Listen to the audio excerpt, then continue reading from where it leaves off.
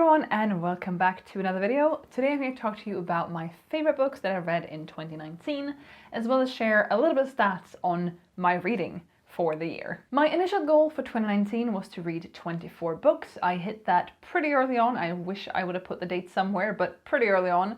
Raised the goal to 30, hit that, and raised the goal to 40. As of right now, when I'm filming this video on the 29th of December, I have read 37 books, and I'm in the middle of my 38th book. Do I think I'll squeeze in another 2 books before the year is up? No, and that's why I'm doing this video now. Out of those 37 books, 8 were rereads, the rest were new to me, and I ended up DNFing 3 books. As for the star ratings, 13 books got 5 stars, 15 books got 4 stars, 4 books got 3 stars, 1 book got 2 stars, and the 3 books I DNF'd got 0 stars because it felt unfair to give them the star rating when I didn't finish them. Now I'm going to try to quickly run through the 14 books that I gave 5 stars. Now I'm going to go through these books in the order in which I read them, but again, it's only my 5-star books, so I have read other books in between all these 5-star reads. Let's go. The first book I gave 5 stars in 2019 was A Very Large Expanse of Sea by Tahira Mafi. This is the first book of hers that I've read. I tried to read Shatter Me back in 2018 and I couldn't get into it for some reason. Even though I know there's a lot of hype around it, a lot of people love it, I could not get into it. But A Very Large Expanse of Sea got 5 stars.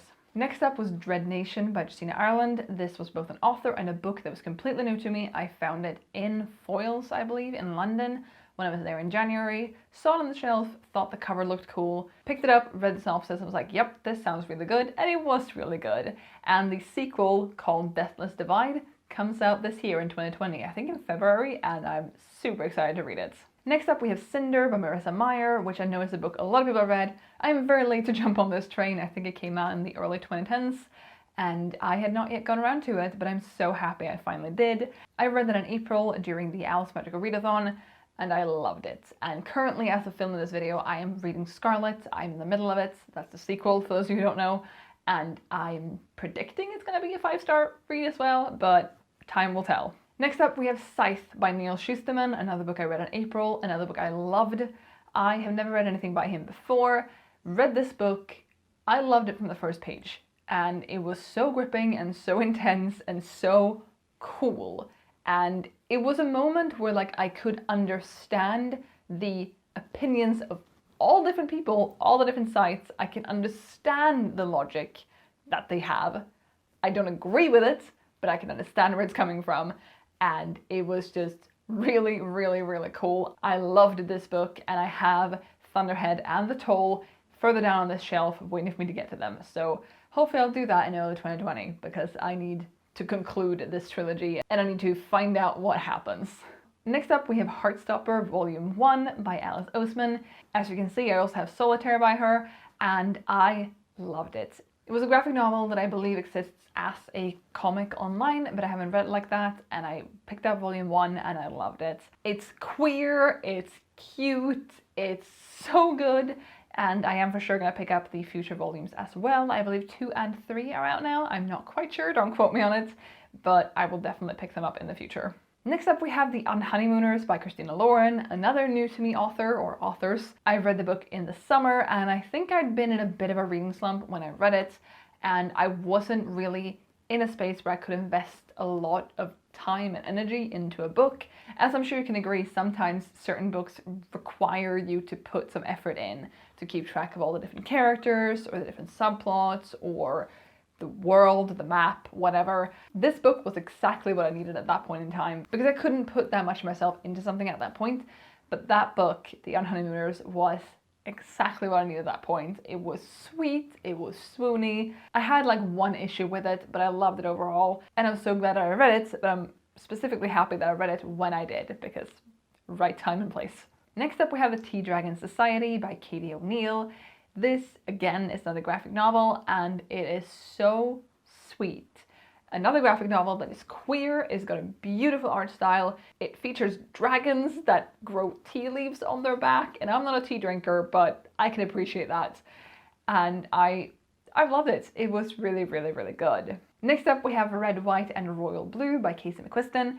This is one of the most hyped books I've heard people talk about this year, and it is worth every bit of hype. I read this too back in the summer, and it was just everything I needed and wanted at that point. It was so sweet, it's queer, it's got really good representation, it's beautiful and heart-wrenching, and I don't want to get too much into it, but if you have for some reason not read this book yet, you really, really should, because yeah, if I had to pick one favorite from this year, I'm pretty sure it'd be this book.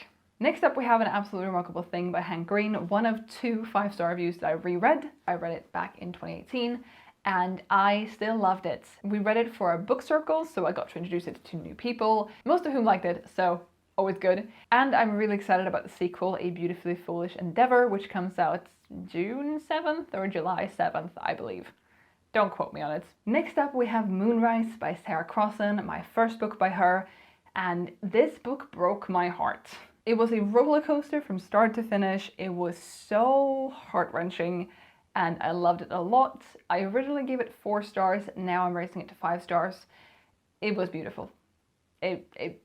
Horrible, but beautiful. Next up, we have Milk and Honey by Rupi Kaur.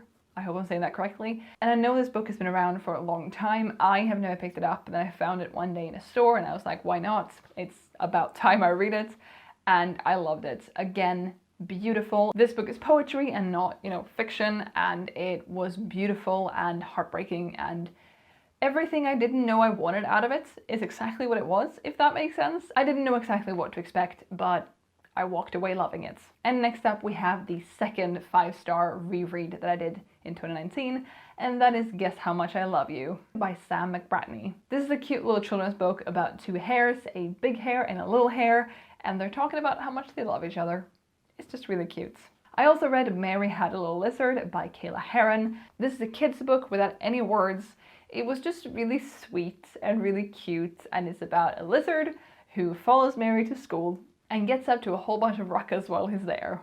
I also read the sequel to the Tea Dragon Society, which is called the Tea Dragon Festival. It came out in September, I want to say. This was equally cute. It was also queer. It also had dragons in it that have tea growing on their backs, and adorable. Absolutely adorable. And there we have it. Those are the 14 books that I gave 5 stars back in 2019. I had a pretty good reading year. I hope you did too. And I hope 2020 also brings us good books. Thank you so much for watching. I'll be back with another video soon. So I'll see you then. Bye.